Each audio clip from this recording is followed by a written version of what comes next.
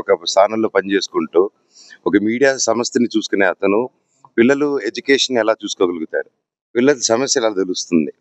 And మా ఊరోళ్ళు విలేజర్స్ది అక్కడ తెలుగే అండి, హిందీ మాట్లాడరు అక్కడ మా ఊర్లో ఎక్కువ, తిరుపతి సైడ్. అండ్ ఇంకా పల్లెటూరుల సైడ్ అసలు రాదు. అండ్ వాళ్ళతో ఇంగ్లీష్లో మాట్లాడాలి, హిందీలో మాట్లాడాలని అర్థం కాక గిలగిలా కొట్టుకుంటున్నారు వాళ్ళు అక్కడ. అండ్ ఈ ప్రాసెస్లో వాళ్ళ దగ్గర క్యాషులు కలెక్ట్ చేయడాలు ఇవన్నీ చేయడాలు చాలా కరెక్ట్ కాదు. అండ్ అండ్ రీసెంట్లో కూడా మేము క్వశ్చన్ చేసుకుంది, తీసుకెళ్ళి ఏవేవో సిగ్నేచర్లు పెట్టించుకున్నారు, ఏవేవో చేస్తున్నారు అందరితో. అండ్ హాస్టల్స్కి లోన్ రేజ్ చేసుకుంటున్నారు. అండ్ ఇవన్నీ నేను I have complete document. And why this misuse of it. And like cinema తీస్తున్నారు, దానికి 200 కోట్లు ఖర్చు పెడుతున్నారు, అది ఎక్కడి నుంచి వస్తుందని కూడా తెలియట్లేదు.